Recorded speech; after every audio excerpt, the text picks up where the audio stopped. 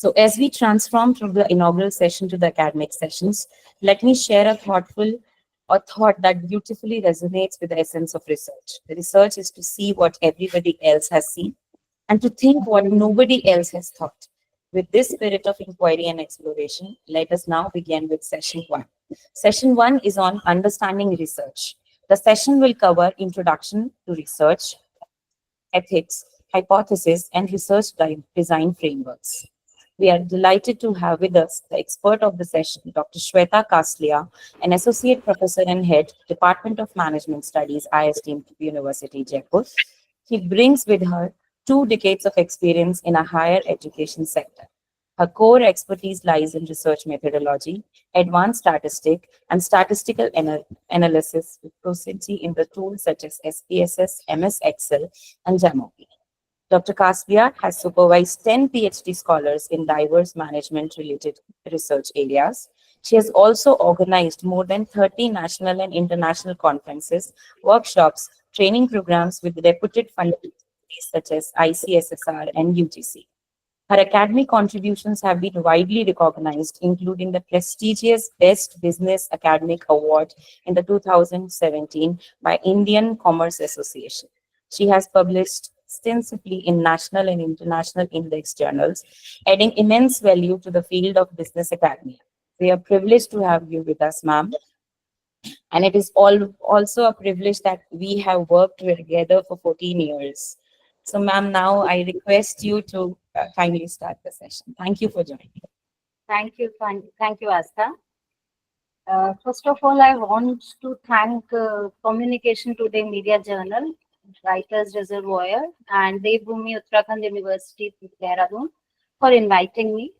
And a special thanks to Dhanavat sir for inviting me.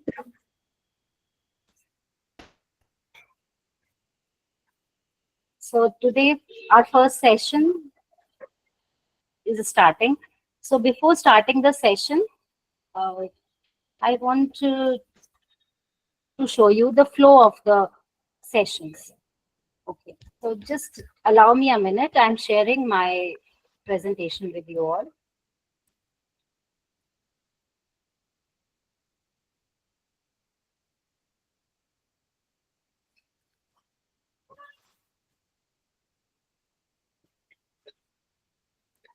So let's start. Flow of session will be like, first of all, we will discuss the introduction of the research, means the meaning and the types of the research. Then research design, followed by hypothesis. And at the end, we will discuss ethics.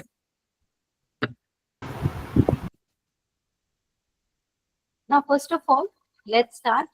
What is research? So basically research, you can see on the screen that is a 8-letter word. And each letter of research is a characteristic in itself of good research. So first is rigorous. R means rigorous. See, basically, when we start with our research, the most important that a well-planned research should be there. Everything, every small and large thing in your research should be well planned. Like, for example, data collection techniques to be used, the methodologies to be used, the objectives, hypothesis, sampling techniques, analysis tools, softwares to be used. Each and everything should be well planned. Without planning, you will not be able to do good research. Then second is E, which is evidence-based. Whenever we talk about researcher, as a researcher, you should keep in your mind, you should always remember that each and every sentence which you are including in your research should be attached with verifiable evidences. This is very, very important. Not a single word in your research you can write without evidences or without any proofs. So this is very, very important, that as a researcher, you should understand that there will be no place of your opinion, in research. Everything you are mentioning in your research should be based on some proofs. Proofs which can be verified by anyone later on. So this is one of the most important characteristic of research. Now, third is systematic. Yes, of course, there are some steps of research which should be followed step by step. Okay, and you cannot skip any of the step in between. So for every field, there is a specific system, and as a researcher, you should follow that system. Never try to skip any of the step in between. Now, next is exploration. Exploration means you should develop a habit of exploring things, because the basic objective of research is to explore, to find out new knowledge. Yes, of course, you already have some knowledge about the topic or your research problem, but more exploration is always important. Now, how can you do the exploration? The first step for exploration is review of literature. I hope all of you know what is review of literature. If you know, just give me a thumbs up.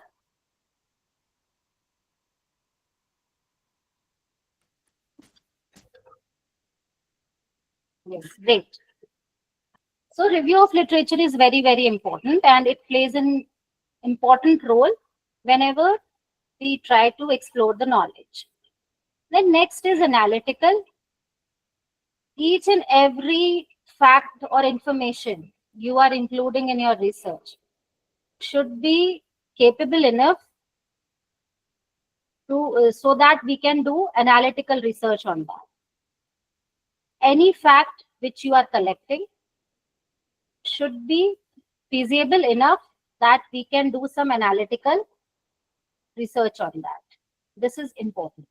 Then relevant. Now, relevant means many times we go through many of the sources for data collection or for getting information. This is important that you should check the relevance of the source, whether the source from which you are collecting the data is relevant or not, whether it is able to provide true information or whether it is not authentic. This is important. Then credible. Now, credibility is very, very important. The sample from which you are collecting the data should be reliable enough, should be validated before actually collecting data from them. Then last is hypothesis driven. If you are doing experimental researches, in that case, hypothesis formulation is very important, and there is a great significance of formulation of hypothesis. I will talk about hypothesis later on, that how hypothesis should be formulated.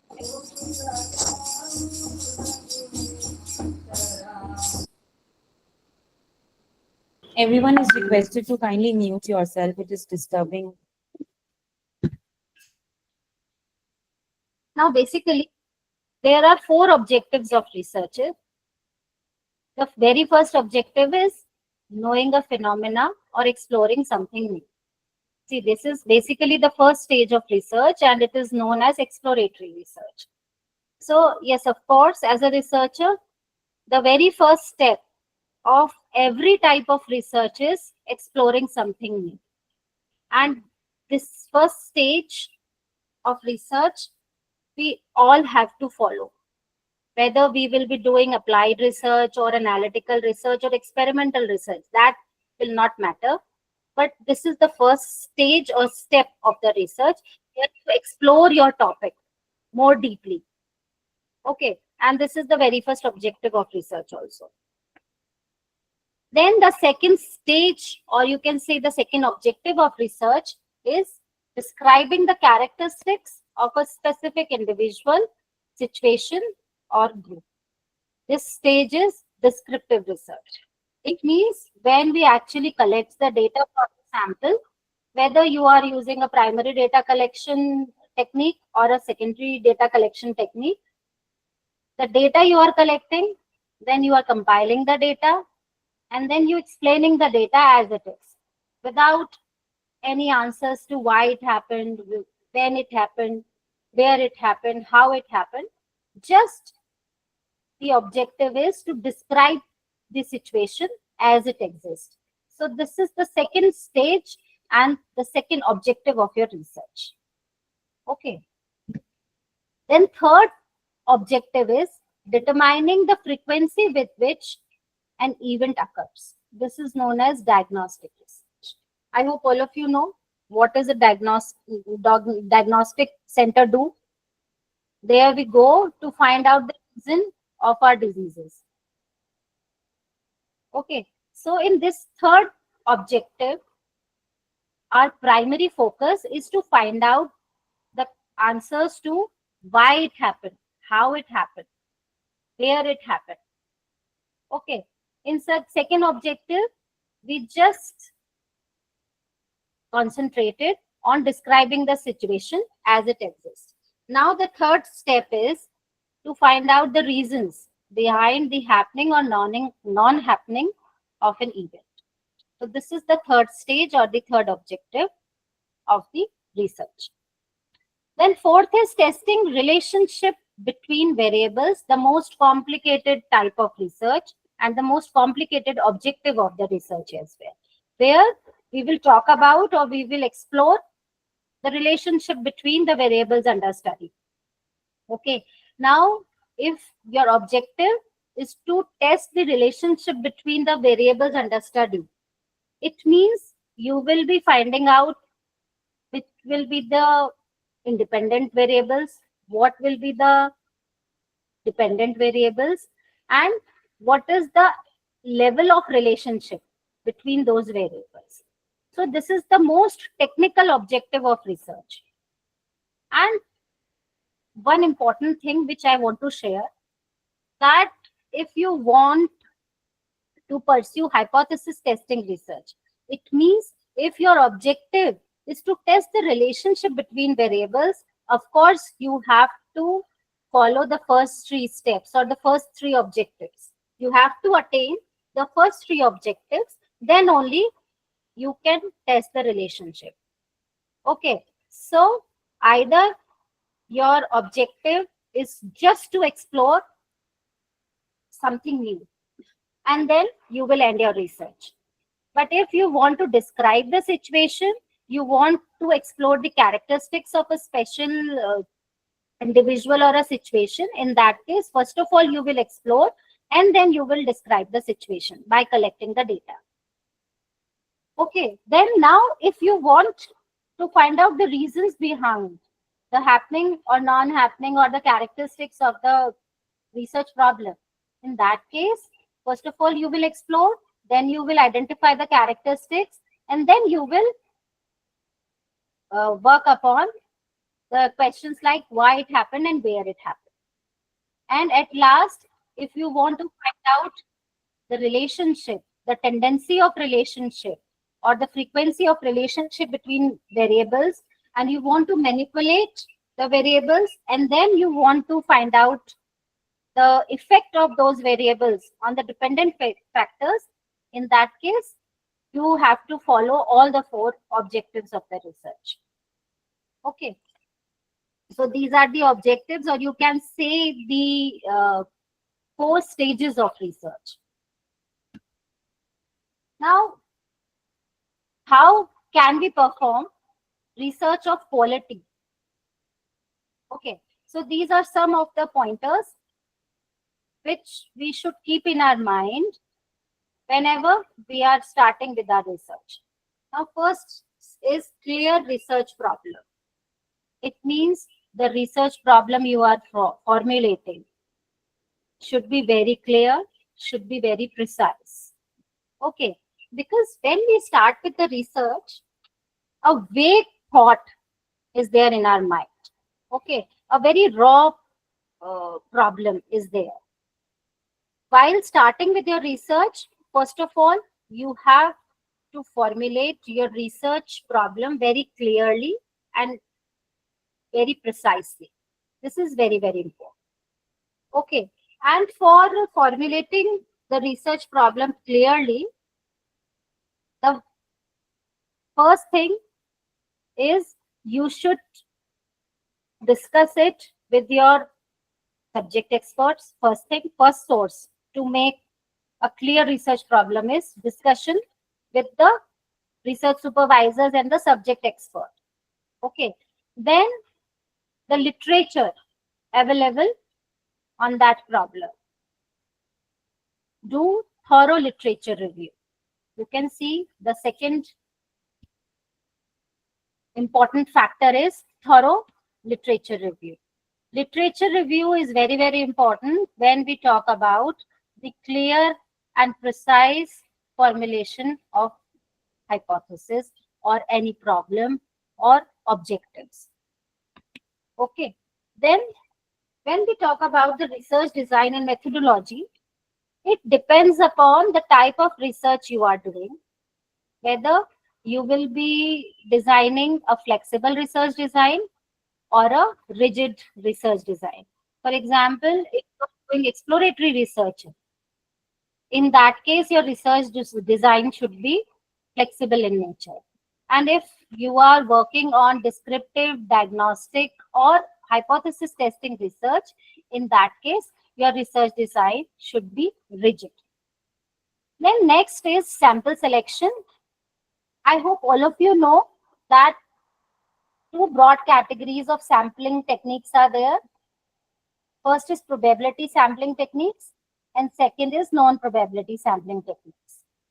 Okay, and in probability sampling techniques, various other techniques are there, like simple random sampling, multiple state sampling, stratified random cluster, and many more. And non-probability sampling techniques, convenience sampling, judgmental sampling, purposive sampling, snowball sampling. Various techniques are there. Okay, so out of these much techniques, which technique will be most appropriate for your research, for your research problem? It is very important. Okay, so it will depend upon, first of all, your research problem, second, the type of research you are conducting, and third is the variables under study, that which type of sample you should select. Then next is transparency and reproducibility.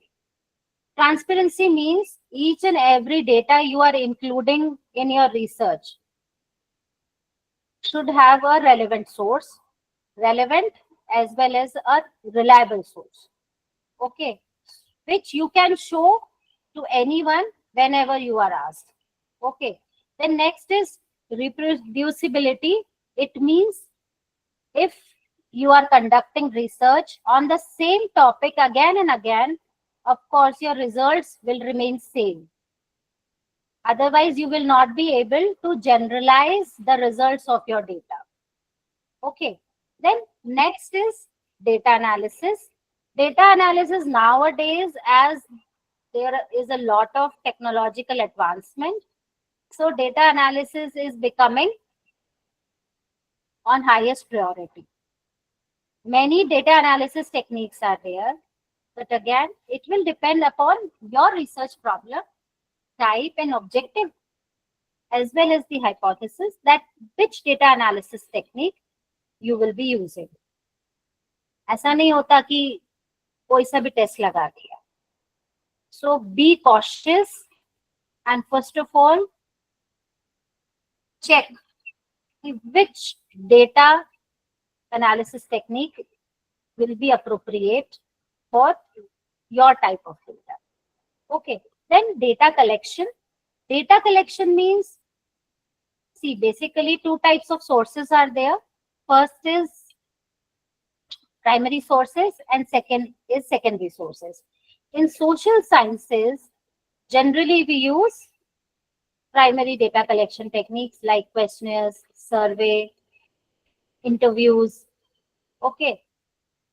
And in secondary data collection techniques, we can use the data of government websites or any published data from relevant sources. So check whether the primary sources will be more appropriate on your research study or secondary or mixed. Many times we use mixed data collection techniques also. So check it. Then ethical considerations. See, basically ethical consideration includes if you have a human intervention. Human intervention in the sense, if your respondents are humans, in that case, you will be requiring approvals from ethical committees, various ethical committees. Okay. Second thing, if you are working on surveys or questionnaires, you are collecting data directly from the respondent. In that case, privacy and confidentiality will be very, very important. Okay. So keep in your mind, whenever you are working with human samples, in that case, ethical considerations should be planned very accurately and very precisely. Then peer review. Peer review means subject experts. Subject always the opinion and the experience of the peers and the subject experts is necessary. While conducting your research, you should meet the subject experts regularly so that you will be able to find out whether you are going in the right direction or not. Then clear writing. Writing is very, very important. Precisely written and clearly written findings and conclusions will be more beneficial when we talk about the generalizability. It means whenever you are writing your results, it should be very much clear and it should be very much precise. Precisely, you have to mention each and everything. Do not use vague sentences or confusing sentences whenever you are performing your research writing. Then limitations and implications. You have to mention the limitations of your research also. That what are the limitations of your research? Every research has some limitations, and it is always better to include or mention those limitations in your research writing part. And then implications also, that how these can be implemented on various sections of the society, that you should also mention. And of course, there should be a relevance of the results of your study for society. Otherwise, your results and findings will be of no use. Then revision and proofreading. After completing your research report, always revise and proofread. Grammatical errors can be there, or any errors in the interpretations, or finding out the results of the study can be there. So before submitting your research or before publishing your research, it is always important to revise and proofread. Now, nowadays, many AI tools are there, many softwares are there, which can be used.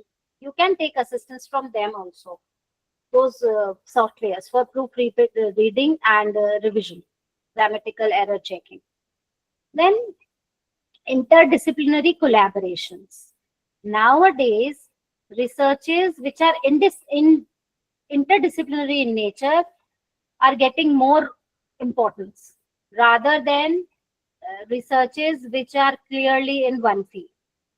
If you are focused on a good research, and second thing, you want to publish your researches, then try to do interdisciplinary collaborations. Like, for example, social sciences and journalism, sociology and journalism, or journalism and management. And so interdisciplinary research is very, very important for getting good publications in reputed journals. Okay, so these are some of the factors or points which I want to discuss with you if you want to make your research of high quality. And when we talk about types of researches, many classifications are there. So first classification, or you can say the most popular classification, is descriptive and analytical research.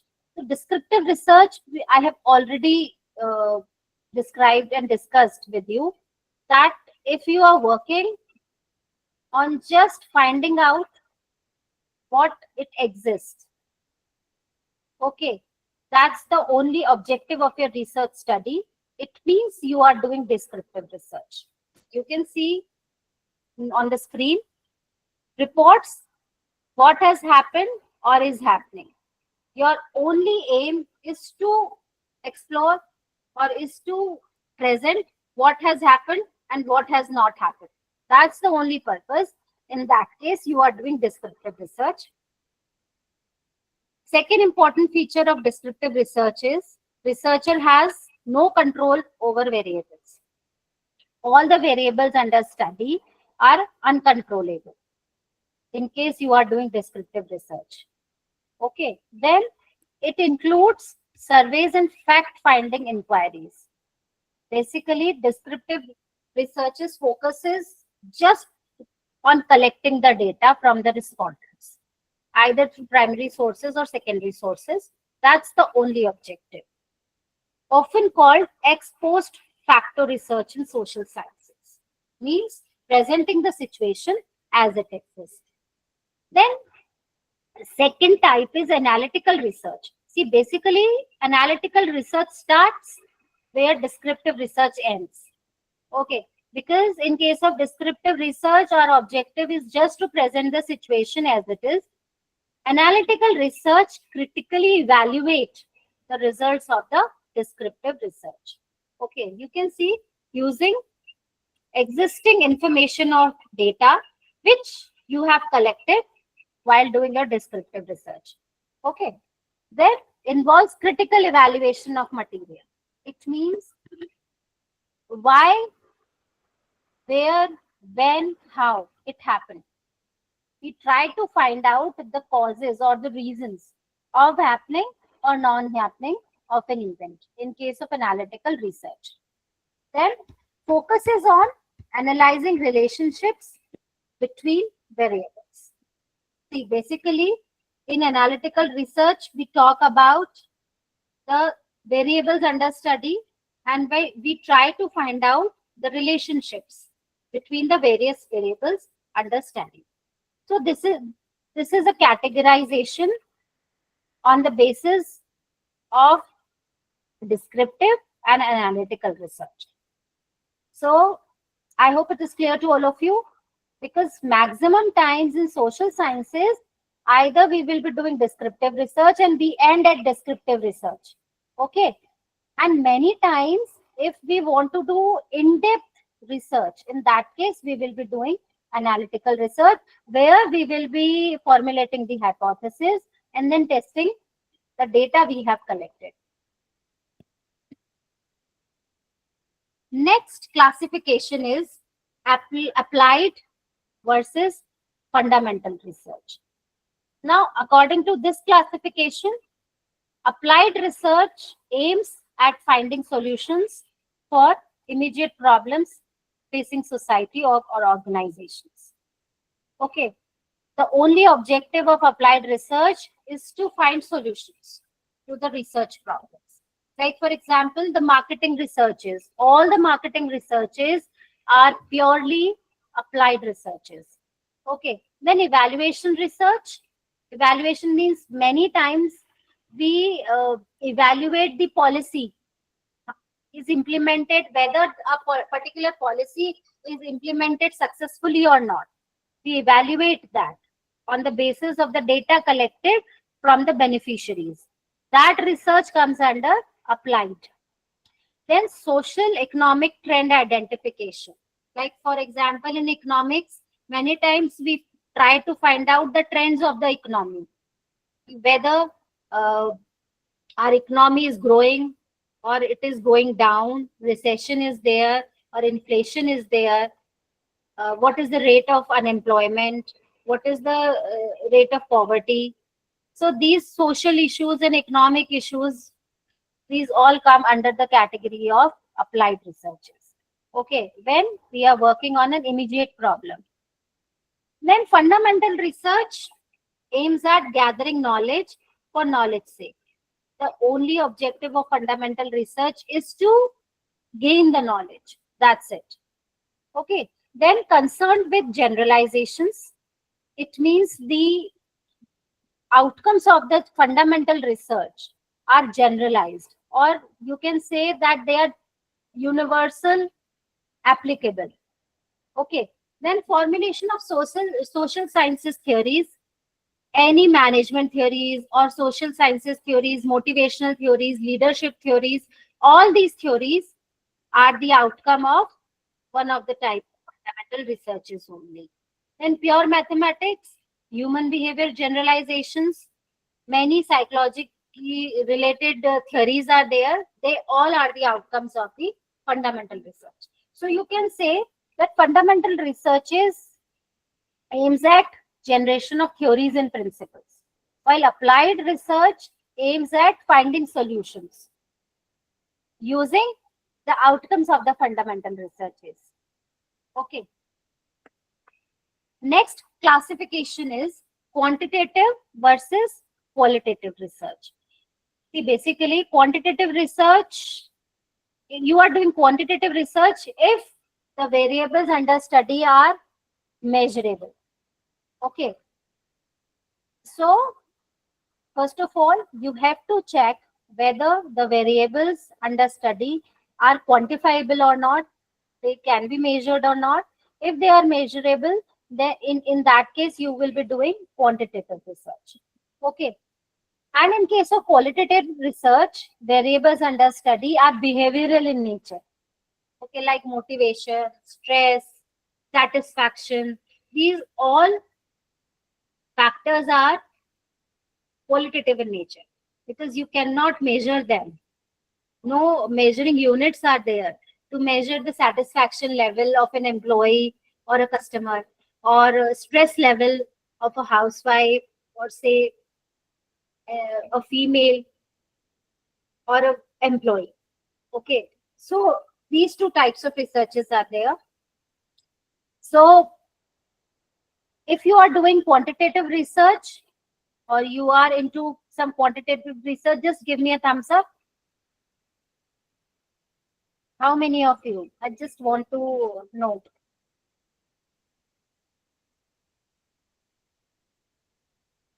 Okay. And how many of you are doing qualitative research? Great. So see, basically, when we are doing qualitative researches, we are working on some human behavior aspect. Okay. So in that case, in-depth interviews, projective techniques are used to collect the data.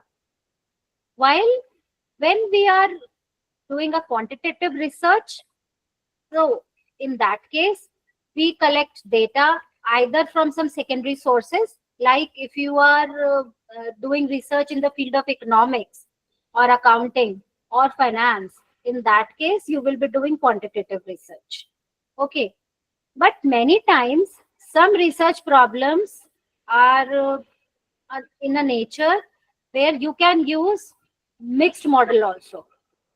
Means some of the objectives will be related to some qualitative variables and some of the objectives will be related to the quantitative variables. So always you can use the mixed model also in your research. And many methods are there to convert the qualitative data into quantitative data. Many softwares are there. Great. Sudhir, if you are doing a hybrid, then of course you will be using both type of techniques. Okay, so many softwares are also there which convert our qualitative data into quantitative data. One of the most popular software is NVivo. I hope you know NVivo software. That NVivo software is used to convert your qualitative findings or qualitative observations into some quantitative uh, parameters. SPSS is basically used for quantitative researches. Now, next classification is conceptual versus empirical research. Conceptual researches are basically done by philosophers and thinkers. Researchers who are doing research in the field of literature, basically they use conceptual research. And empirical researches are database researches. It means if you are working on some data, if you are collecting data, it means you are doing empirical researches. Basically, in conceptual research, we work upon developing of new concepts, or you can say you can reinterpret the existing concepts. The concepts given by someone else, you are describing those concepts in your own words or as per your opinion. So that is conceptual research. But in case of empirical research, we will be working on data collection. Okay. Now, data collection means you are collecting data from the reliable sources, first of all. Second thing, the data you are collecting, in future you will be able to verify. Anyone can verify the results of the empirical researches. Okay. Then, if you are doing empirical research, of course, you will be requiring a hypothesis. Without hypothesis, empirical researches cannot be complete. Then some experimental designs can also be involved, but it's always optional. Okay, sometimes we do experimental designs and sometimes we don't use experimental designs. Okay, now in empirical research, a important characteristic is researcher controls variables. It means researcher can make manipulation in the variables understanding. Okay. Now when we talk about which one is better, both have their own benefits, but of course it will depend upon the problem you are taking for your research. Research problems related to data collection, or you want to verify something, in that case you will be doing empirical researches. Conceptual researches are solely used for interpreting the existing literature in your own words. Okay, so that's conceptual research. So in the beginning, I told you that conceptual research is basically done by philosophers and thinkers. It means someone else has written something and now you want to reinterpret it, or you want to develop new concepts on the basis of the observations made by someone else. But empirical researches means you are doing descriptive research, diagnostic research, as well as the hypothesis testing. So of course, as a researcher, as a beginner, maximum times we are doing empirical researches. Now these are some of the characteristics. Ma'am, we have some questions in the chat box. Do you want me to, acknowledge right now, or maybe we can take it in the end? Let me check. I can read it for you, ma'am. Sure. One question is, what is the major difference between NVivo, SPSS and other tools, and which one is better? See, basically, NVivo is a tool or is a software which is used when you are doing qualitative research. It means you are using interview method, observation method as data collection techniques, and where all the data you are collecting is in form of some language or some interview. Okay, in that case, NVivo software is used. SPSS software is used if you are doing quantitative research. It means you are preparing a question, you are collecting a data, or you are doing a survey and collecting the data, or you are taking or picking the data from secondary sources and you are using that data for your study. Okay, in that case, SPSS software will be used. Okay, I hope it is clear. Yeah, ma'am, one more question. I mean, there are a few more questions. One is, she wants to understand what is mixed method. See, mixed method means when some of the factors in the study are qualitative in nature and some of the factors are quantitative in nature. So in that case, for qualitative variables, we will follow the rules and regulations and the data collection techniques and the data analysis techniques which are useful or appropriate for qualitative researches, as well as for other objectives which are quantitative in nature. We will be using appropriate methods of data collection as well as data analysis, which are more appropriate for quantitative. For example, let's take an example that I want to study impact of job stress on job satisfaction. Okay. Now, my first objective is to explore the factors affecting job stress. Okay. Now, job stress is a qualitative variable or qualitative factor. So, of course, I will be collecting data using an appropriate technique from the respondents, whether I will be using the interview method or the schedule method or the questionnaire method. Okay. Now, job satisfaction, again a behavioral aspect or a behavioral variable. I will be collecting data from the respondent through qualitative techniques.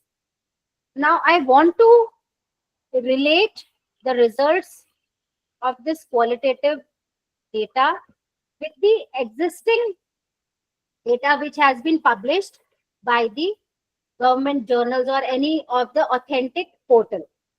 I want to relate it, whether my results are matching with the government release data. So what I am doing, first of all, I'm doing qualitative research, then I'm collecting the quantitative data from the authentic sources or authentic portals, and then making a comparison. So what I'm doing, I'm using both types of researches. Basically, in the field of economics, in the field of finance, in both the fields, mixed models are used. Okay, I hope it is clear.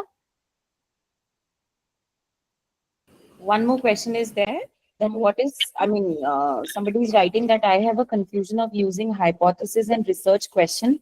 Please clarify when to use what. See, basically, research questions are a mandate for all types of researches. Okay, whether you are doing exploratory research or descriptive or diagnostic or hypothesis testing. Okay. Now, when we talk about hypothesis is specifically formulated in case you are doing some experimental researches or empirical researches. Okay, it is not mandatory for every research that you should formulate a hypothesis. See, basically, hypothesis is formulated when you want to find out the relationship or the association or the extent of association between the variables under study. Like, for example, I told you that in descriptive research, we try to present the situation as it exists. In case of descriptive research, there will be no requirement of hypothesis. Hypothesis is required when you are doing diagnostic research or you are doing experimental researches. Okay, but research questions are formulated for all types of researches. And of course, hypotheses are always based on the research questions you have formulated.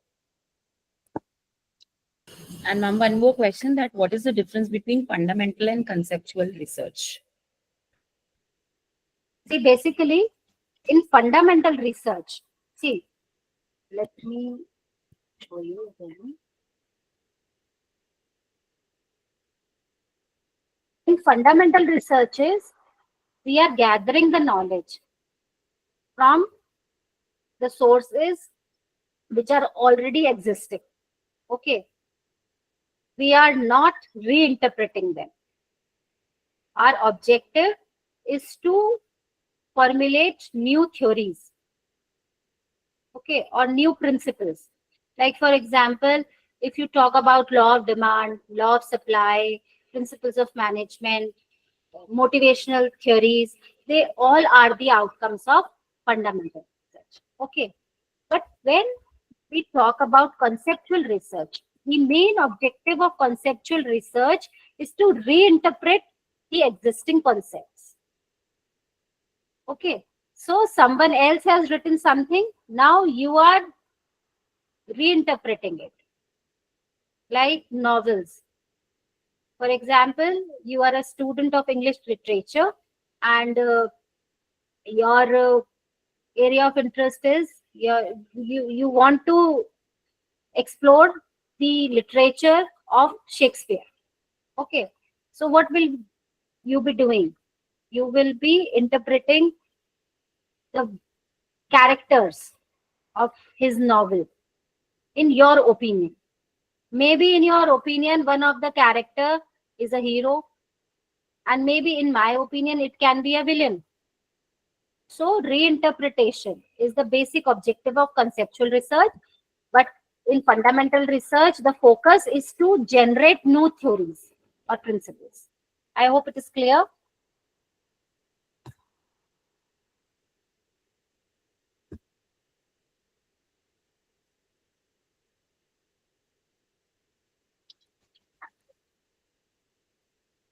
Shall we proceed further? Yes, ma'am. There is one more question. What is the importance and specification of media research? Maybe after this we can proceed with what you are doing. What is the importance and specialization of media research? See, basically, when we talk about media research, now media research is a different category. Okay, because in media research, many times we just end at exploration. It means whatever the other said, we just compile the data, we compile their conclusions and findings and present it. Okay. Many times we want to present the situation where we talk to the respondents, or you can say the beneficiaries or the affected section of the society, and then we present our results. Many times we want to find out why it happened, any situation or any event, why it happened, and what are the reasons, or what are the causes of. Okay. So in that case, you will be doing the diagnostic, or you can say analytical research. Okay. So in media research, you can explore, you can describe, you can analyze, and at last you can manipulate also. You can do experiments also, or predictions or forecasting also, on the basis of the data you have collected. I hope I am able to answer the question.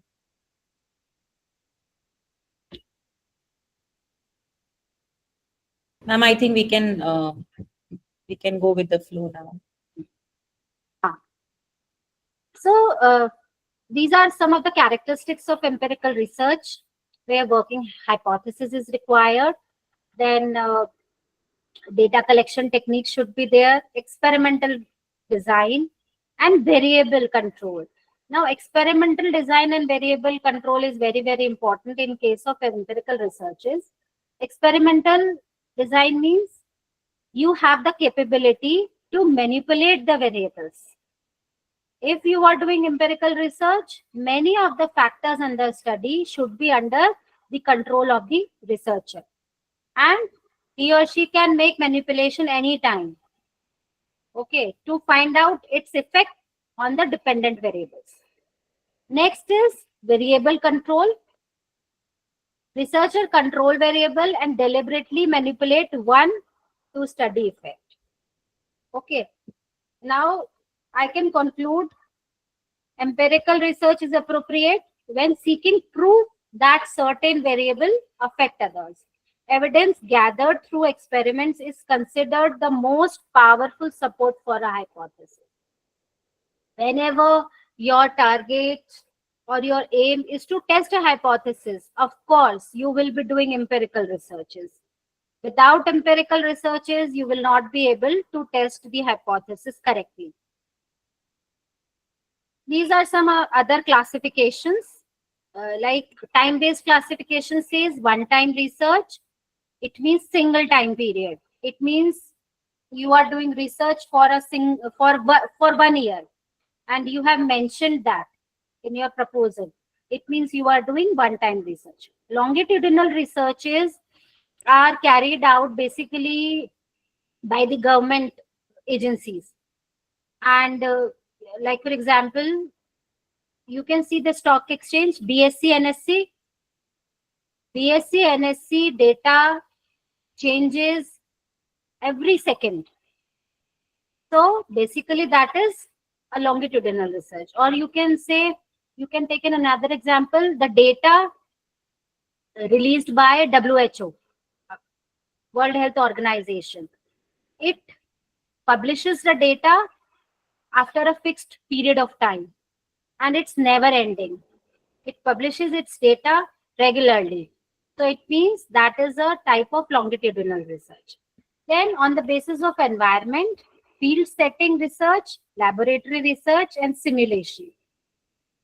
Field setting research means when you are actually going in the field and collecting the data from the primary sources or the primary respondent directly. Laboratory researches are basically done by the researchers of sciences where they are working in the settings of laboratory. And all the environmental factors are under the control of the researchers. Then simulation research. Simulation research is basically done by creating artificial environment. Okay, and this is the most complicated type of research, as I must tell you. Some years back, simulation researches are done in the field of sciences only, but now, due to technological advancement, many techniques and many softwares are there which can be used to simulate the results of social sciences research also. So basically, simulation is done to predict the future values or the future opinion of a particular section of the society.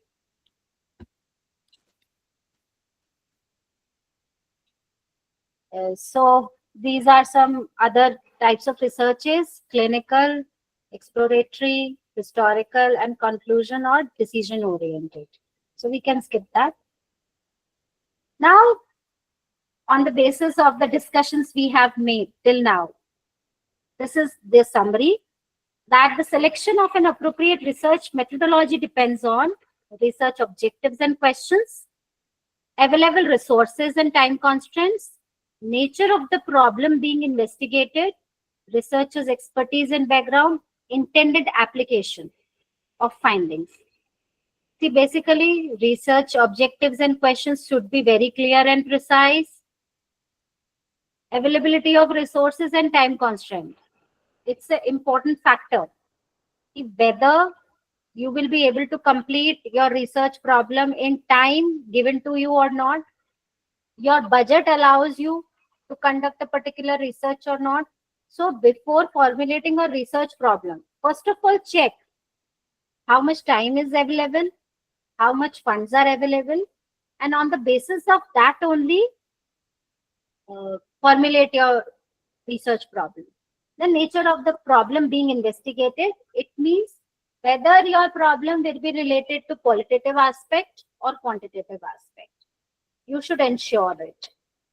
Researcher's expertise in background, of course, every researcher wants to work within the background of the expertise he or she has. Then intended application of findings. Now the findings of the research, whether you want to describe it or you want to analyze it or you want to critically analyze it or you want to make a manipulation in it. So first of all, check what will be the ultimate objective of your research. Explore, describe, analyze, manipulate.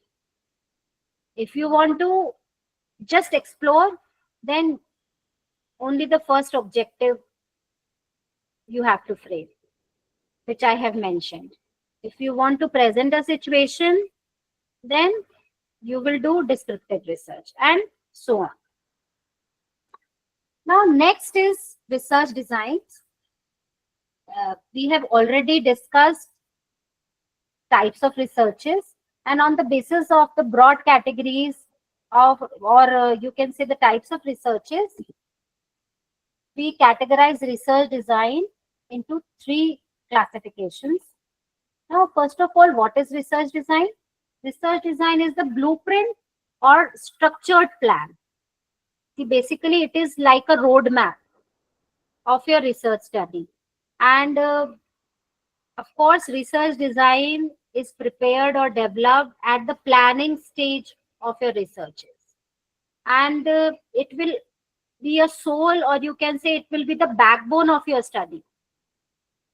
Each and every aspect you will be mentioning in your research design should be done after proper study and after thorough literature review. Then only you will be able to design or develop a good research design. Now, why research design is important? First is clarity and focus. Ensures clear purpose and direction throughout the study.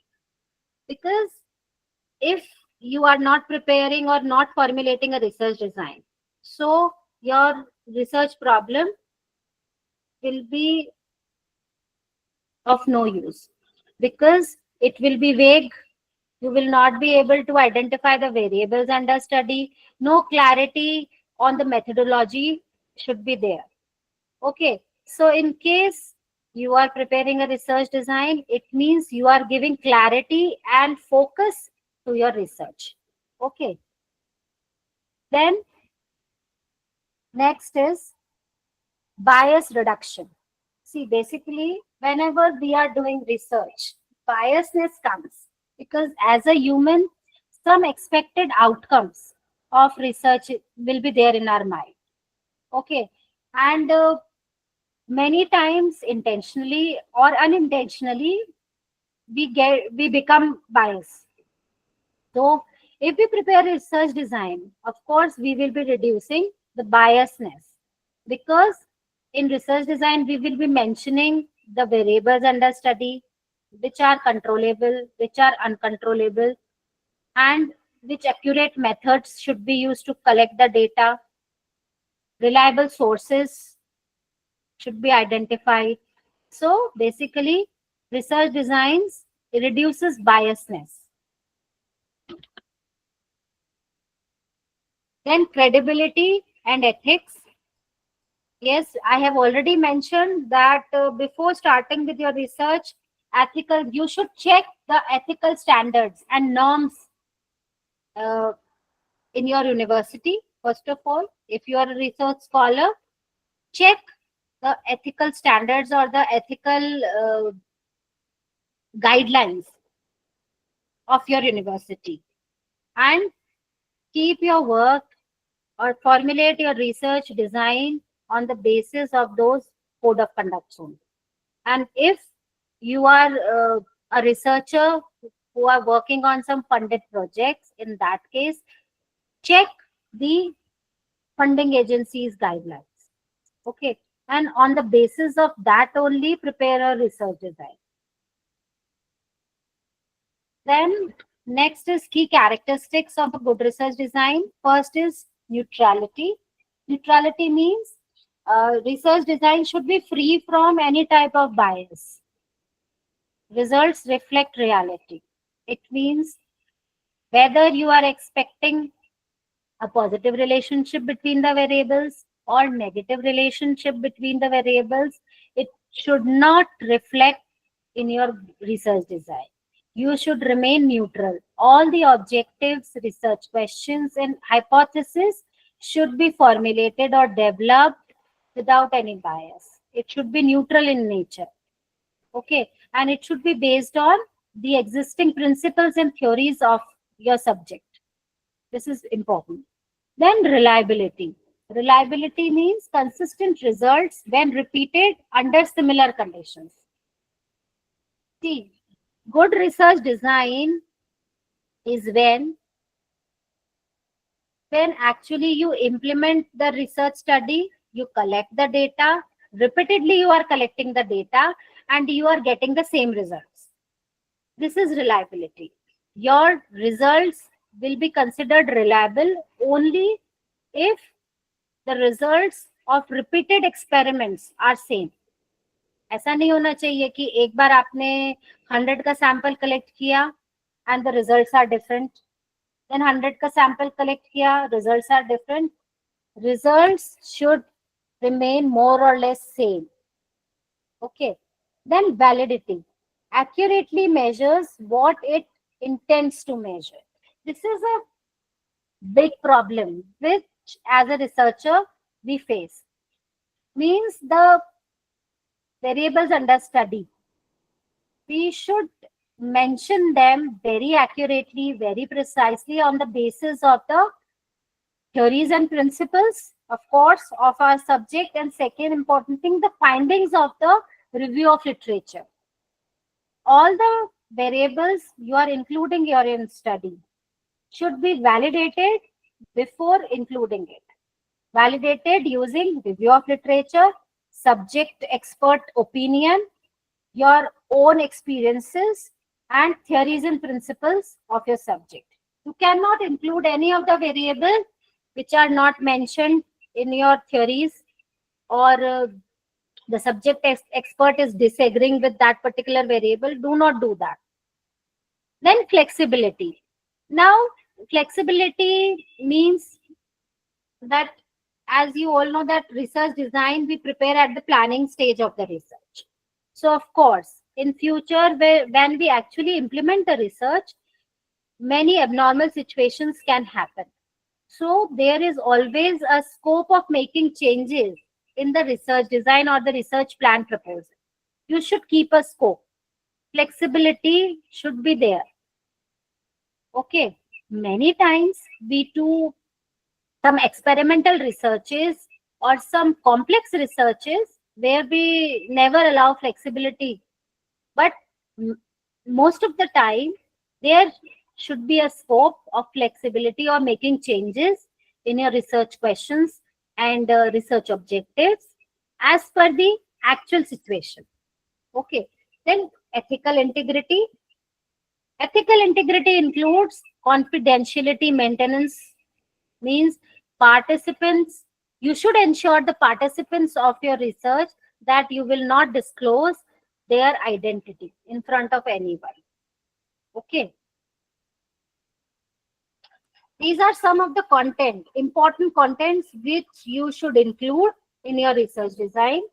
It is on your screen. You can see, you can check.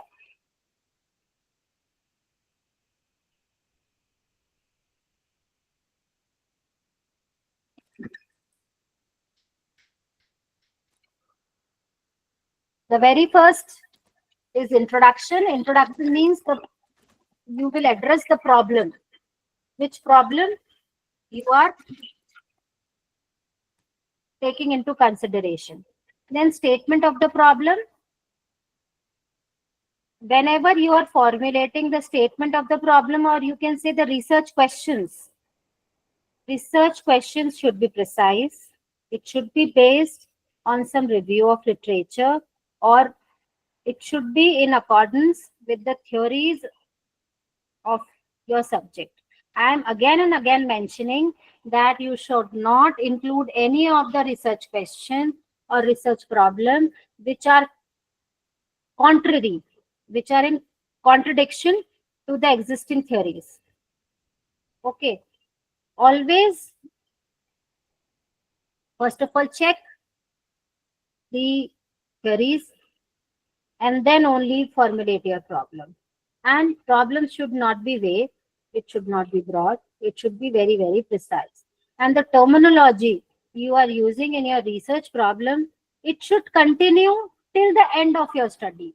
You cannot change the terminology used in the study, okay, on different stages. Like, for example, I'm mentioning that I want to make a study on employee satisfaction. Okay, here in statement of problem, I mention employee satisfaction.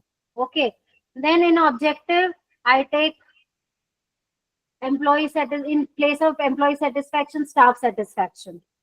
Okay, then in hypothesis, I take another synonym. So this is not allowed. Always the terminology you are using in your research design, it should remain same till the end of your study. Okay, then review of previous studies. Whenever you are doing literature review, always use authentic sources. Many sources are there, online sources are there. See, best sources are the hard copies of the journals, of course. No other source can beat them. But if you are using online sources also, always depend upon some reliable sources, like some sources I have mentioning here, like Elsewhere, then Web of Sciences, Mendeley, then Zoeter. These are some of the platforms which provide you good quality research papers. So always use those papers for your study. Don't rely or don't use the papers whose sources are not reliable or valid. Okay, and most important thing, never use the information given in the blogs or any social media account. Always avoid that. Many times unintentionally we are doing that. So always check whether the literature you are using or you are including in your study is published with a reputed journal or a reputed magazine or a reputed newspaper or not. After checking the authenticity of that particular source only, include that paper. Do not use the information mentioned on the social media. That is not a valid source or the acceptable source. Then the scope of the study, here you will mention Ma'am, I the, would like to intervene in between. There is one request that if you could give a statement of problem example. yes, of course, I will do that. I will do that. Now, when we talk about the scope of the study, in the scope of study, we will include whether we are including which age group we are including, first thing. Then gender, which gender you are including, or who will be the beneficiaries of your study, that will be included in the scope of the study. Then the objectives. Now, when we talk about the objectives of the study, it should be in accordance with the statement of the problem.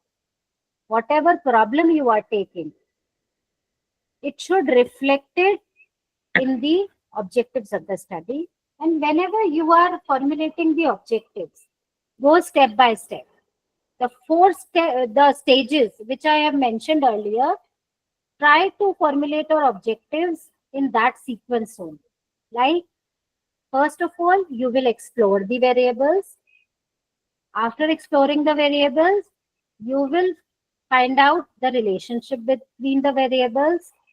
And then after finding out the relationship, you will find out the impact or the forecasting or prediction. So always prepare your objectives in that particular sequential order. Then next is conceptual model. In conceptual model, you will be mentioning the variables in the study first of all. Second,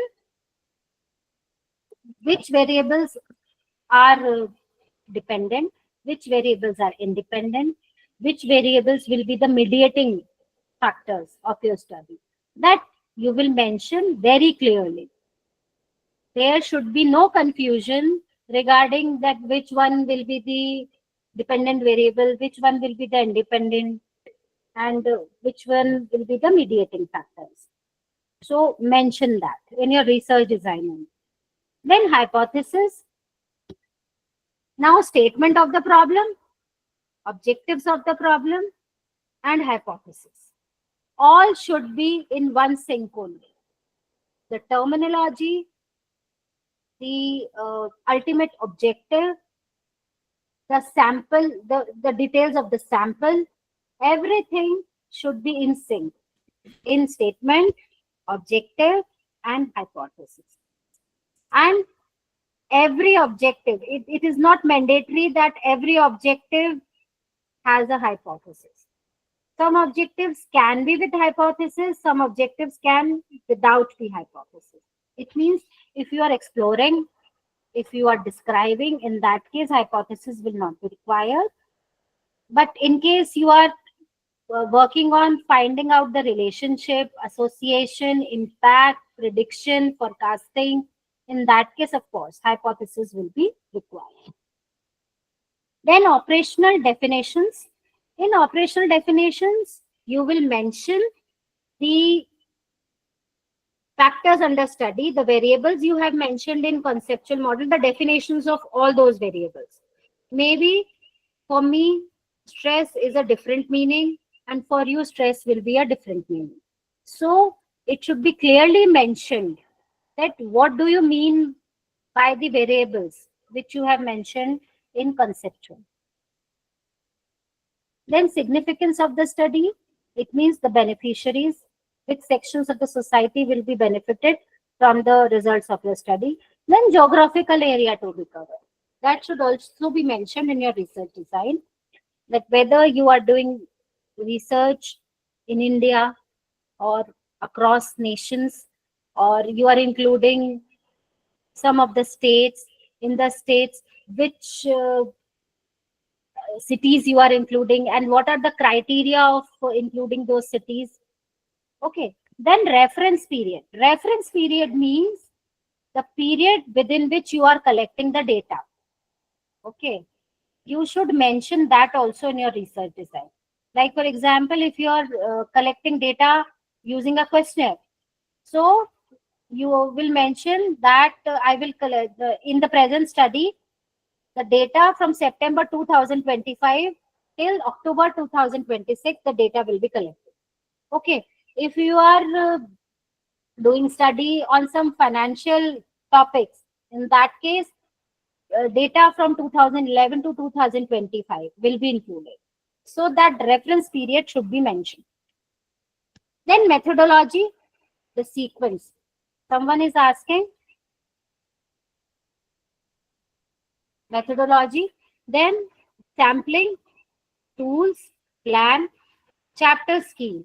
That should also be mentioned in research design.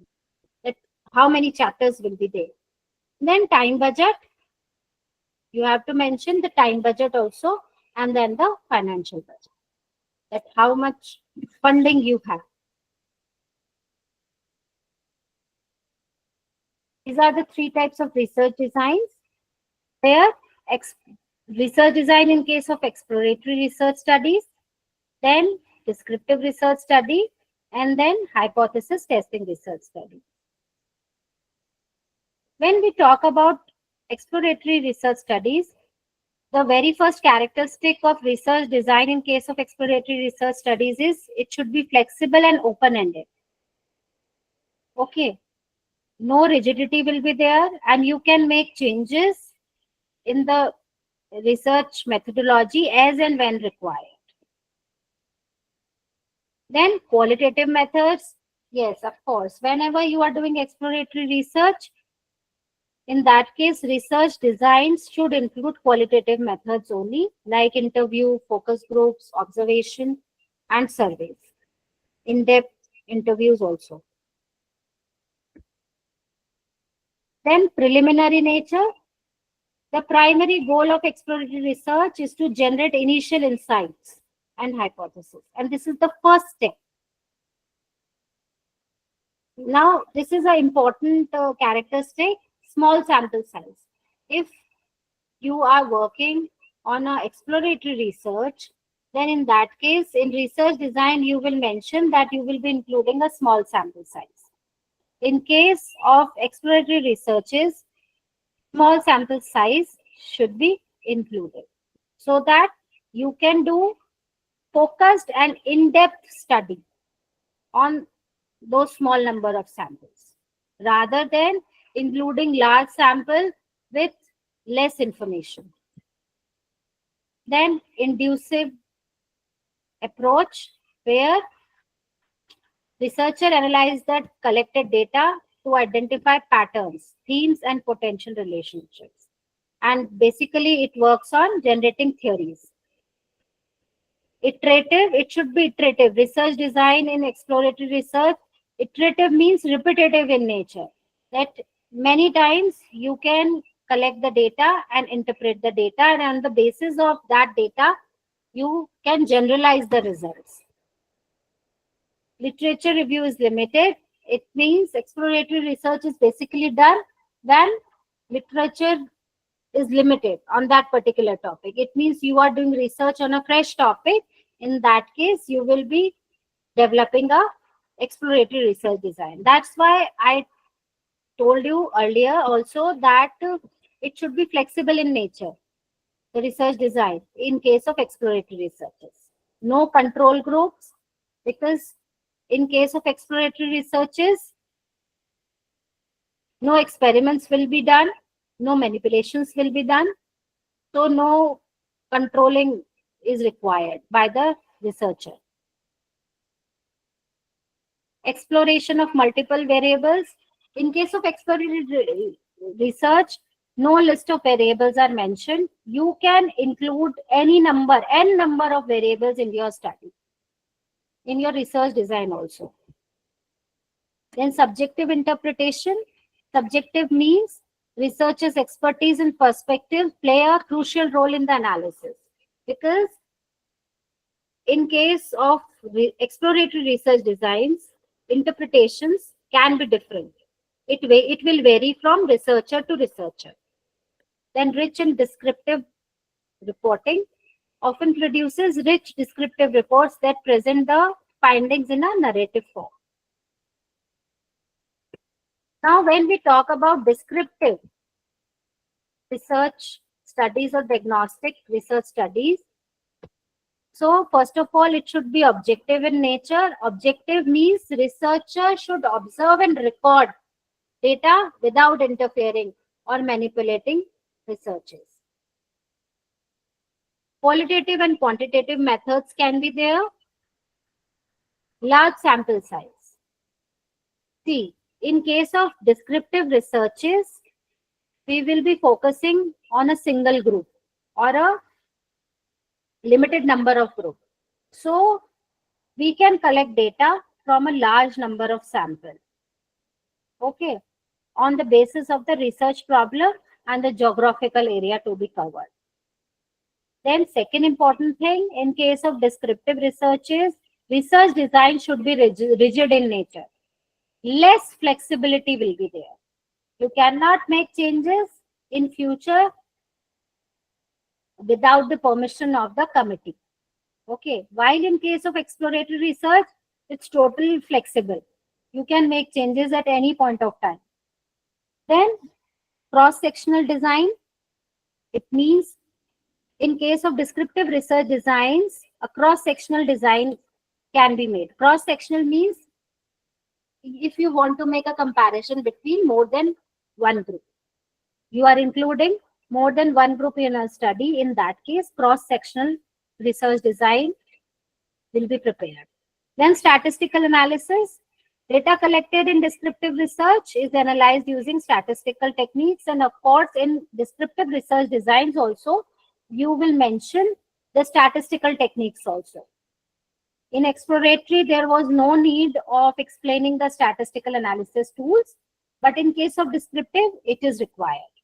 Then presenting frequencies and distributions, which type of frequency methods you will be using, how will you be graphically presenting your data, that should also be mentioned in your descriptive research design. then objective conclusions are limited to describing the observed pattern in the data without making any causal inferences. In case of hypothesis testing researches, see, first of all, hypothesis testing researches, in that case, research designs are totally rigid. You cannot make changes, you cannot include or exclude any of the variable at the time of implementation, which you have not mentioned in your research design. And clear hypothesis is required in case you are doing experimental, or you can say hypothesis testing researches. Controlled conditions. While preparing research design in case of hypothesis testing researches, it should be very much clear in your mind that which variables are controlled, which variables are uncontrolled. Randomization, random assignment of participants to different experimental conditions is common.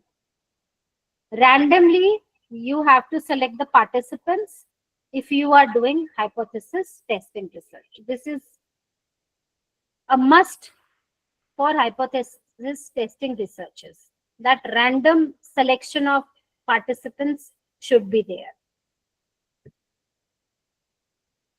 Quantitative data collection, large sample size, control and treatment group. As mentioned earlier also, that controlled groups, controlled variables and uncontrolled variables should be mentioned. And the control group does not receive the intervention being tested, providing a baseline for comparison with the treatment group. Treatment group means the dependent group. Controlled means the independent group. You can make a manipulation in the controlled group, and then you can check the effect on the treatment group, or you can say the dependent group. So this you have to mention in your research design only. And again, I am repeating, you will not be able to change these mentioned groups in future while actually doing your research. In statistical analysis, of course, many tests will be used that will be included in your research design only: t-test, ANOVA, regression, chi-square, etc. Now, application of these tests will depend upon the objectives and hypothesis of your study. In case you are working on an impact hypothesis, it means if your hypothesis is related to finding out the impact, in that case regression analysis will be done. If you want to find out association between two or more groups, ANOVA or t-test will be required. Replication, the findings of hypothesis testing research are strengthened when they can be replicated in different settings. For generalization of results, it means if you want that your results should be universally accepted, in that case, you have to do the hypothesis testing research repeatedly. And for every repeated research, the findings should remain more or less same. And you have to mention it that how many times you will be repeating your research in your research design. Causal inferences, it means which relationship exists. Positive relationship is there, negative relationship is there, direct relationship, indirect relationship, everything you have to mention in your research design. So you can clearly see that the hypothesis testing research design is the most complicated one. And you have to mention a lot of things, a lot of factors you have to include in your hypothesis testing research designs. Validity and reliability. Hypothesis testing research designs prioritize the internal and external validity of the study. Now, when we talk about validity and reliability, of course, many statistical tools are there to check the reliability of your, first of all, the data collection instrument, and then the actually data collected by you. So all the techniques you have to mention in your research design only. Ethical considerations we have already discussed. Then reportings of the findings. That what will be the format of the findings, the structure, it means the chapterization, information related to the sample, statistical test to be used, the format of the conclusions that you have to mention. So overall, hypothesis testing research design aim to test specific predictions and contribute to the advancement of scientific knowledge by providing empirical evidence. Empirical evidence, why? Because everything you are mentioning in your hypothesis testing research design should be attached with some verifiable evidences. Without evidences, you cannot include a single word in case of hypothesis testing research design. While in case of descriptive research designs and exploratory, there is somewhat flexibility. Backbone of successful research, a well-crafted research design ensures your study is focused, credible, and ethical. Now, when we talk about hypothesis, बार-बार बात कर रहे हैं hypothesis की. Now, what is hypothesis? Hypothesis is a testable, clear, and concise statement predicting a relationship between variables. Now, hypotheses are the backbone of the empirical research. Here I have mentioned specifically the empirical researches because hypotheses are formulated in case of empirical researches only. For descriptive and exploratory research, hypotheses are not required. Okay. They provide clear direction and focus for research endeavors, help transform broad research questions into testable predictions. Okay. Now, research questions, research objectives, and research hypothesis. They goes hand in hand. They should be in sync.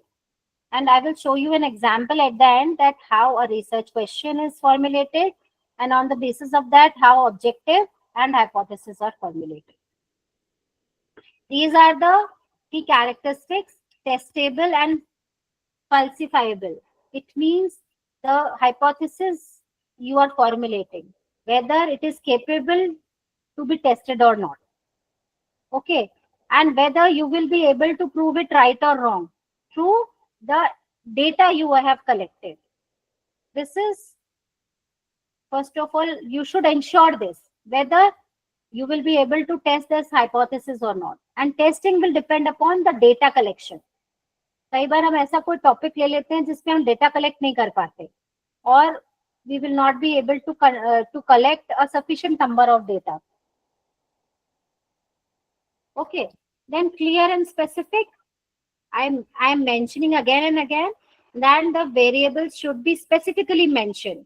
The terminology you are using for your variables should remain same throughout your study.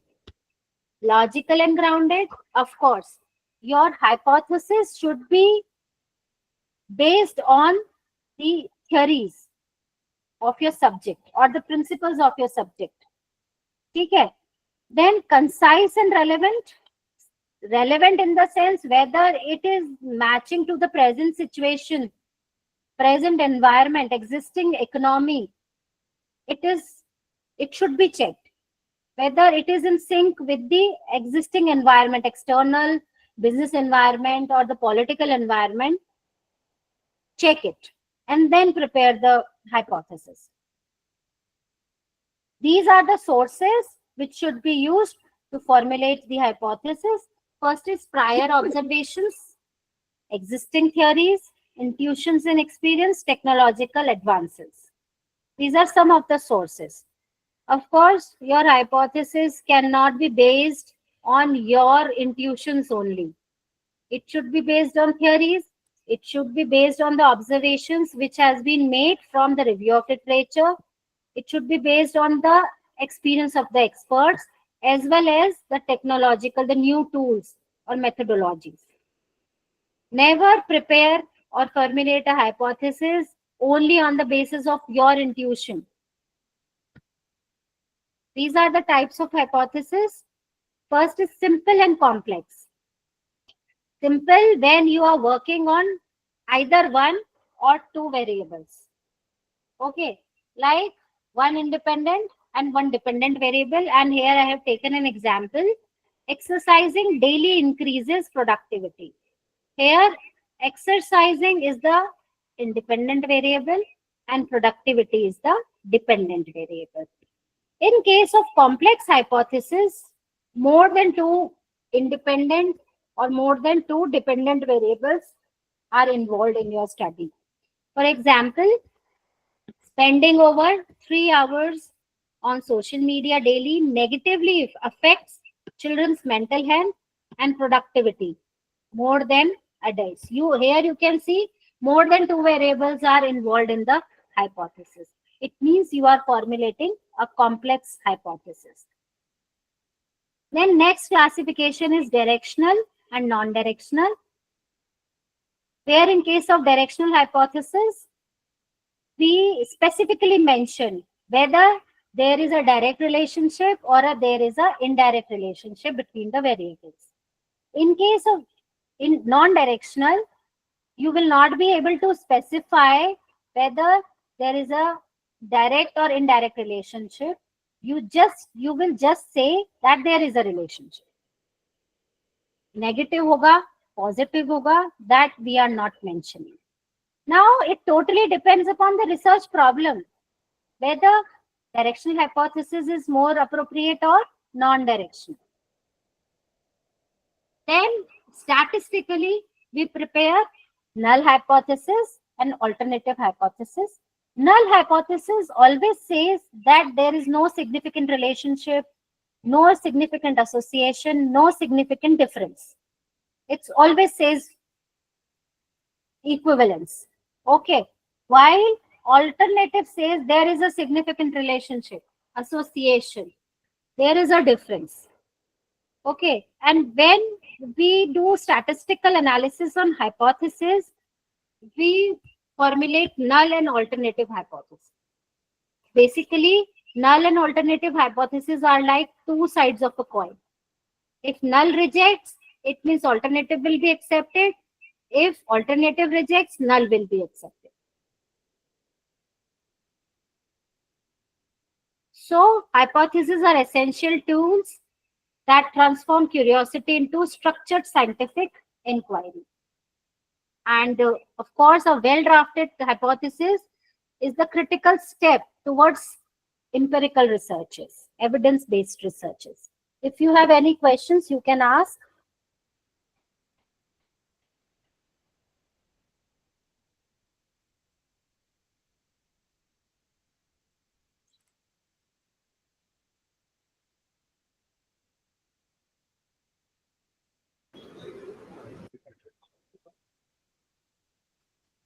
You want me to Of course, yeah. That tell will the be. questions? Okay. So there are various questions on the chat box. First is somebody is asking to give an example for statement of problem. Okay. Let me show you.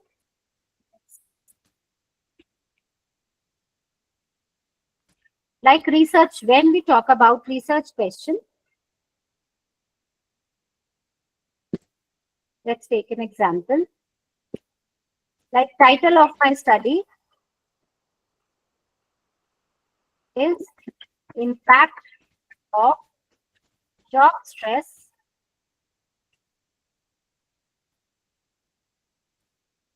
on job satisfaction. I'm writing it so that will be more clear to you with special reference to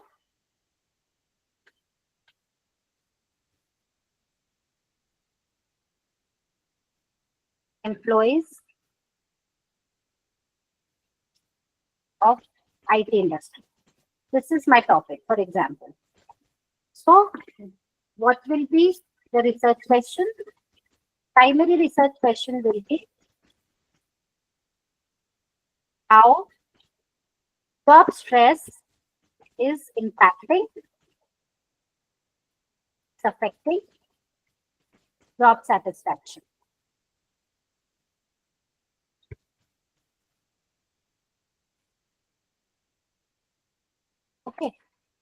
Then when we talk about objectives, as you can see that two variables are involved in this particular study. Okay, so I mentioned earlier also that we will start with exploration, then we will describe, and then we will find out the impact and association. So the first objective will be to explore the factors affecting job stress.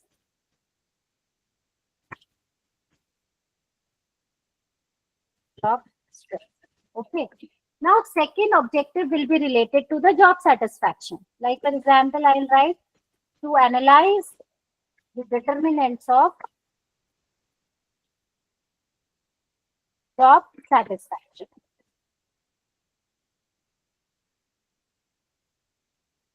Okay. Then third objective will be related to find out the impact. To find out the impact of job stress on job satisfaction. Job stress on satisfaction. Okay. And last will be to find out the strategies. You have to analyze, you have to explore these strategies to reduce the job stress. Okay, now when we talk about the hypothesis will be related to the third objective only, where we will be trying to find out the impact. So what will be hypothesis? Hypothesis will be there is a significant impact of job stress on job satisfaction. So you can see clearly here that throughout the drafting, same terminologies are used and a sequence has been followed. I hope it is clear now. Yes, it is clear now. Okay. Ma'am, one person is asking to give more clarity on validity and reliability. See, validity and reliability have different segments. Okay. First of all, we should check the reliability of the sources from which we are collecting the review of literature. This is one aspect of reliability. Then validity includes whether the research paper you are including in your study is valid enough. It means if you are taking a paper from the year 1917 or 1970, of course, some of the factors you can use in your study, but majorly the scenario has changed. So always use the papers which are recent in nature. Okay. For theoretical background, of course, we will be using the older papers. But in case of empirical researches, try to include the papers which are more related to the period which has the same nature of environment. Okay. This is the one aspect.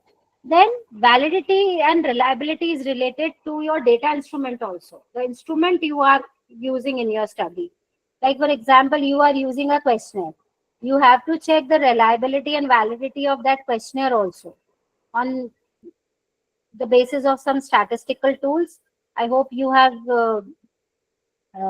already heard about those tools like Cronbach alpha technique is there.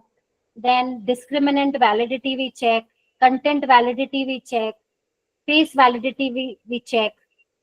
So these are the aspects of validity and reliability related to your instrument. So many types of validity and reliabilities are there.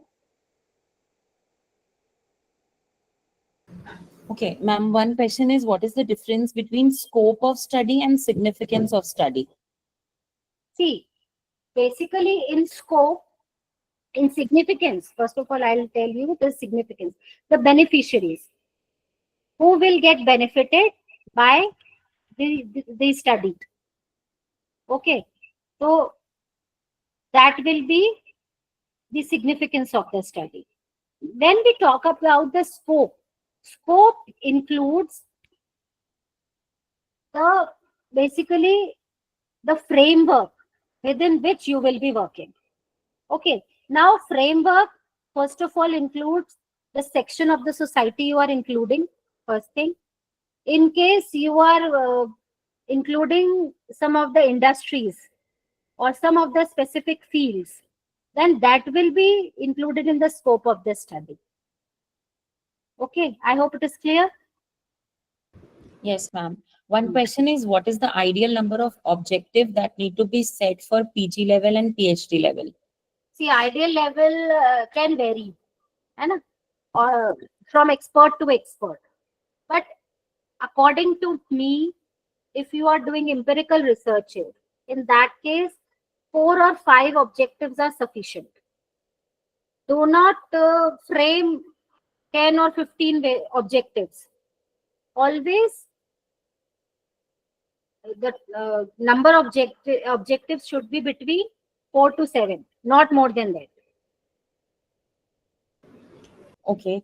There is one participant named Sudhir Reddy. She's saying that I am engaged in fundamental research in nanotechnology. It is of exploratory nature, and she has two questions. One is she's asking, when I share my findings with other researchers for peer review, do I lose control on the intellectual property? Do I lose control on the intellectual property? Yes. No, because whenever you are sharing your findings, in case of fundamental researches, first of all, you will ensure the confidentiality of the findings you are sharing with the peer review, your peers, or you can the colleagues or the subject experts. First of all, you will take a confirmation from them that that they will not disclose these findings to anyone.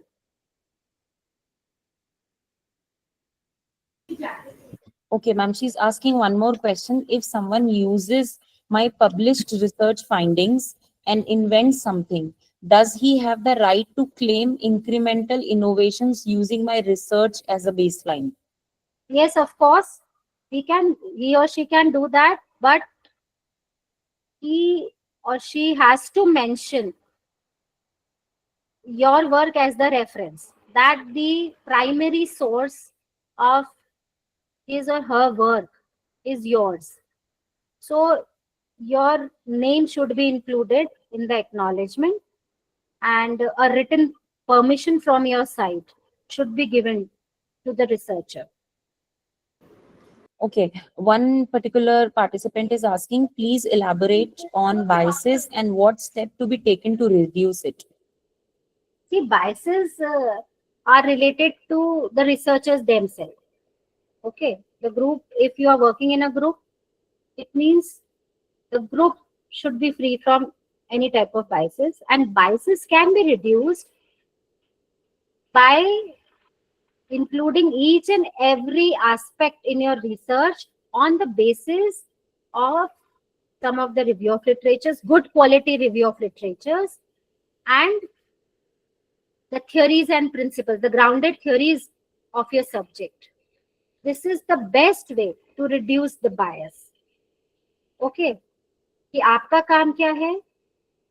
Review of literature पे based हो, first thing. Second, your all the findings, all the hypotheses or objectives should be based on the grounded theories, and it should not contradict with the theories. And I have mentioned that a type of hypothesis is non-directional hypothesis. In case of non-directional hypothesis, we only says that there is a relationship. We are not specifying whether there is a direct or an indirect relationship. So in case you want to reduce the bias and you have not some grounded theories with you, always go for non-directional hypothesis. I hope it is clear. This is the best way. Ma'am, one question is, can you please give some tips on how to choose the research proposal? How to choose the research proposal? See, basically, before starting or before drafting a research proposal, first of all, uh, be clear which type of research you want to conduct, first of all. Exploratory, descriptive, or experimental or hypothesis testing. Okay. On the basis of the type of research, draft your proposal or draft your research design.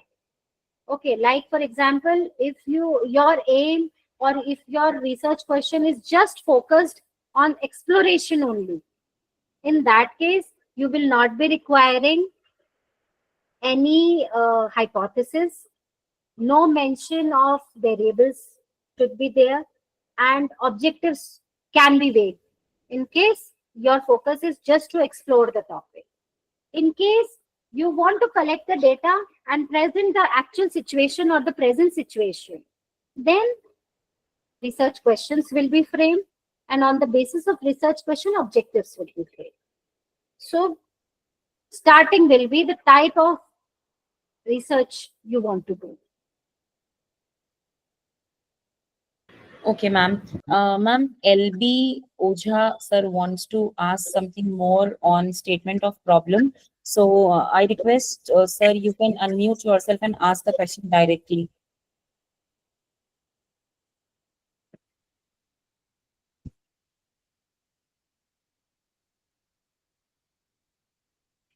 LB Ojha sir.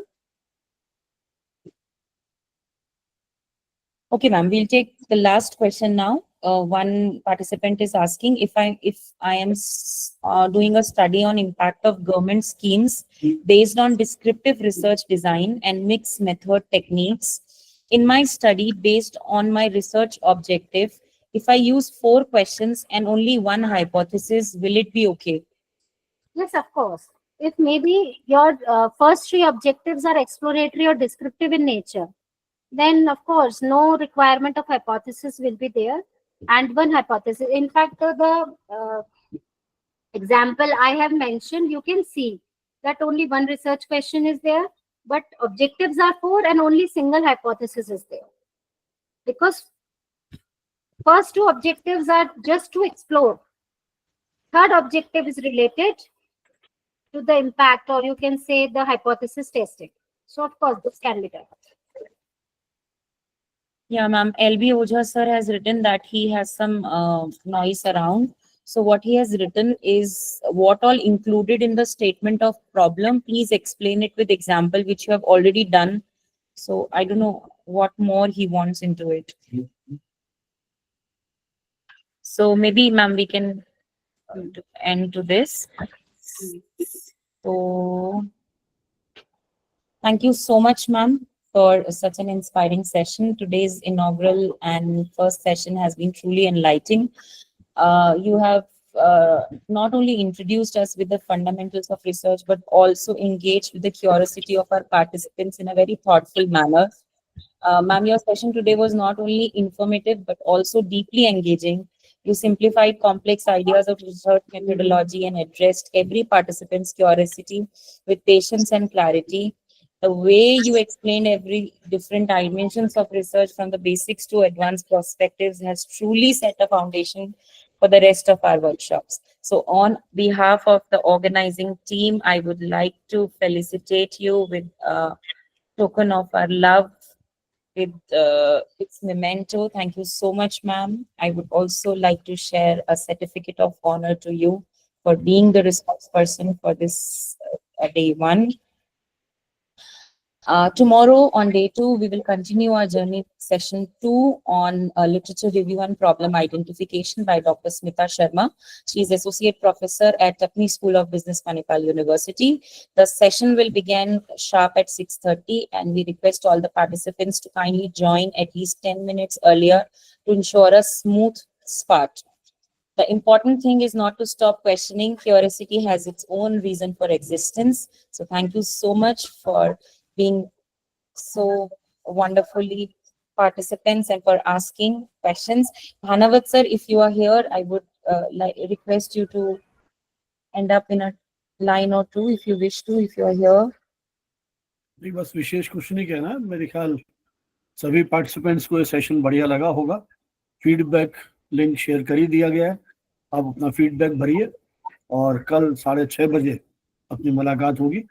और ये जो recording है ये आपके साथ आज रात को या कल सुबह ग्रुप में शेयर कर दी जाएगी। बहुत बहुत धन्यवाद। ये पीपीटी शेयर करने की बात आप लिख रहे हैं, पीपीटी आपको मिल जाएगी उस यूट्यूब लिंक उस सेशन में ही। और यदि मैडम चाहें श्वेता जी तो अपने ग्रुप में भी अपन वो शेयर कर सकते हैं, ठीक है ना आस्था? यदि वो दे देती है आपको तो शेयर कर दीजिए, उनसे पूछिए। बिल्कुल सर, बिल्कुल सर, मैं मैम से लेके और भेज दूंगी। और फीडबैक फॉर्म सर अभी हम लोग गूगल फॉर्म जो है ग्रुप पे भेज देंगे। रिक्वेस्ट है कि अपना फीडबैक। ठीक है, thank you so much sir. Thank you Shweta. Right, okay, thank you. Thank you sir. Thank you Shweta ma'am. Thank you.